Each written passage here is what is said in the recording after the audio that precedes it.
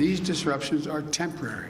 Economists call all these things transitory effects. Supply bottlenecks have developed that have caused inflation. I believe that they're transitory. Their expectation is that these inflation rises will be transitory. Transitory, a word no one knows. That's the Biden administration's favorite word now. They've spent months trying to convince us that inflation will just go away. But tell that to California, where people are paying record high gas prices. And like a bunch of brain-dead zombies, the media is rushing to Joe Biden's defense, looking to blame anybody but Joe for our supply chain problems. While nobody likes to pay more, on average, we have the money to do so. Household savings hit a record high over the pandemic. Talked to a lot of truck drivers. This is, again, an industry populated by a lot of white men over the age of 55. This group of people overwhelmingly voted for Trump. Joe Biden's getting the blame for things. He doesn't control gas prices. Blame the previous administration. See, somehow this is all Trump's fault, or his supporters' fault, or even your fault for just having saved a little bit of dough. But it's really anybody but Joe's fault. And like every other issue they've cried about over the last few years, the media is flat out wrong. Remember, these are the same people who defamed the Covington Catholic kids, insisted there was no evidence to the Wuhan lab leak theory, claimed Hunter Biden's laptop was Russian disinformation, and helped crooked Hillary spread actual disinformation through the Steele dossier. Maybe this is why no one trusts the liberal media anymore. CNN has just seen a 76% drop in viewership just since January. MSNBC isn't that far behind with a 61% drop. And sleepy Joe Biden is doing even worse. Over the weekend, his approval ratings took another hit. Washington Post and ABC have him at 41%. USA Today has him down at 38%. This is what happens when the left ignores issues facing real Americans.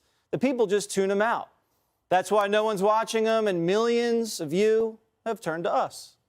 Joining me now, Mike Rowe, narrator and executive producer of How America Works on Fox Business, which you can check out tonight.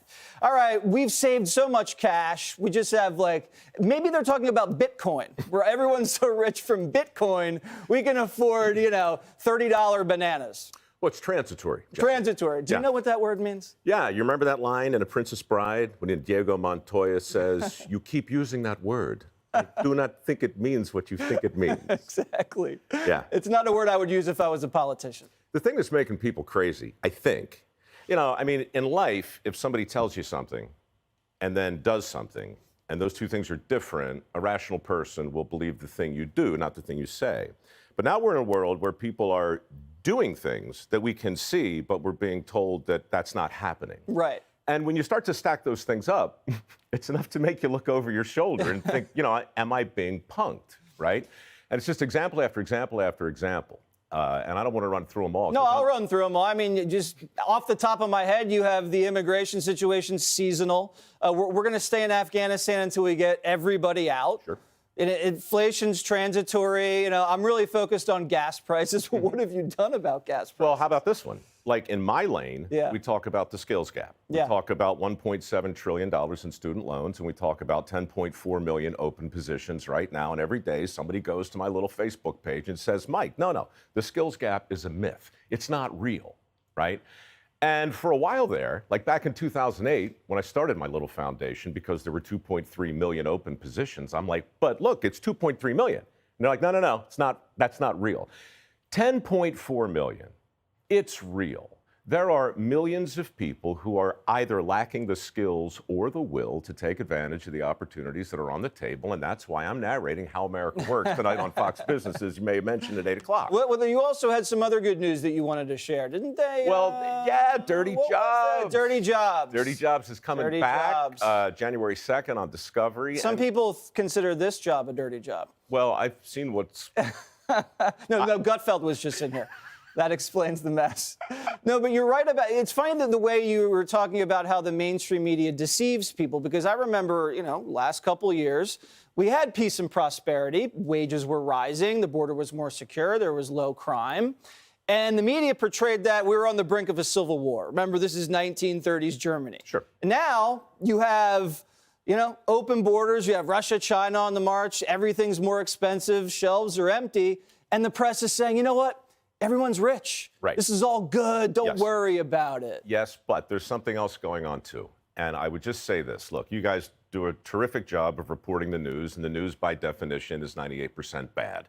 And 330 million people watch what's happened over the last year and a half. Just optically, dude, it's enough to depress a hyena, right? There has to be other stuff on TV that we can look at. Are hyenas happy? They're generally? laughing. They're Look, laughing? a laughing hyena is in a state of constant bliss. So to Okay. depress a hyena is not an easy thing to do. Okay. But the optics today, right? My shows feature real people doing real jobs that are really in demand who have prospered as a result of learning a skill. It's really simple.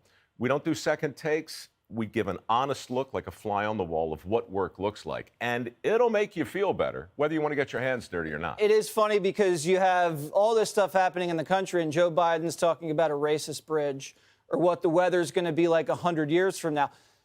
We don't care about what the problems were 100 years ago, 100 years from now. We want him to focus on the problems today. Look. And that's the problem he's facing. Fine, but as a guy who's desperately trying to stay in his lane, Desperately trying.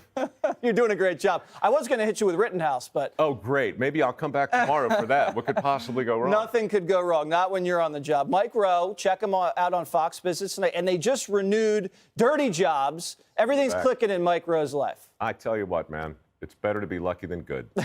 Thanks very much. You're welcome.